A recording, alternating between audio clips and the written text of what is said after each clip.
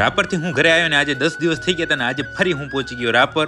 જય માતાજી મિત્રો. અત્યારે સવારનો પોર હતો ને અત્યારે જ મારે નીકળવાનું હતું રાપર જવા માટે, એટલે જે સ્પેશિયલ સામાન મેં અહીંયાથી ભેગો કર્યો તો એ નાખ્યો ગાડીની અંદર. બધો જ સામાન ગાડીની અંદર ભરવાનું ને ગાડી તૈયાર કરવાનું કામ પાછળ ચાલુ હતું ને હું આવી ગયો ગાયો પાસે. ગાયો તો આરામથી સવારની નીંદ ખાતી હતી. ગાયો પાસે બરાબર આંટો મારીને હું પહોંચી ગયો વાસુડા જોવા માટે. તો અહીં વાસુડાને પણ સવારનો નાસ્તો જ ચાલુ હતો. મેં ગાયો અને વાસુડા પાસે રાઉન્ડ મારી લીધો. ત્યાં અહીંયા ગાડીની અંદર સંપૂર્ણ સામાન રખાઈ ગયો હતો. બધી તૈયારી કરીને પછી મેં હિરેનને પૂછી લીધું કે તમારે રાપર ક્યારે આવવું છે, અને હિરેન પછી મારા પપ્પાને પૂછી લીધું કે તમારે ક્યારે આવવું છે. તો એ બંને કે આવશું, ટાઈમ લઈને જરૂરથી આવશું. અને બધી વાતચીત કરીને હું બેસી ગયો ગાડીની અંદર. હું મારા ઘરેથી નીકળ્યો ત્યારે સવારે ને ફર્સ્ટ ક્લાસ અંજવાળું હતું ને અત્યારે પડી ગયું અંધારું. અને ગાડીની અંદરથી ઉતર્યો એટલે આવી ગયું સીધું રાપર. રાપરમાં આપણી ગૌશાળા, કારણ કે જે જરૂરી સામાન લાયા હતા અહીંયા ઉતારવાનો હતો. ગૌશાળાની અંદર આવી સૌપ્રથમ તો લાઇટો ચાલુ કરી. લાઇટો ચાલુ કર્યા પછી હું સૌપ્રથમ તો આવી ગયો આ ઢીંગલાઓ પાસે. અહીં તો 2 ઢીંગલા હતા ને એ આરામથી બેઠા હતા. પણ સૌથી વધારે ટ્રાફિક તો આની અંદર હતી, કારણ કે નાનાથી થોડી મોટી ને બધી ફેમિલી આની અંદર હતી. આગળ ફૂલ ફેમિલી બધાને ચેક કરીને હું પહોંચી ગયો પાછળ. અહીં પાછળના વાડામાં બધા એકદમ બરાબર ને ઓકે રિપોર્ટ હતા. તો ભલે મિત્રો આજનો આ દિવસ પૂરો, આજનો બ્લોગ પૂરો. લાઈક, કમેન્ટ, શેર કરવાનું ભૂલતા નહીં.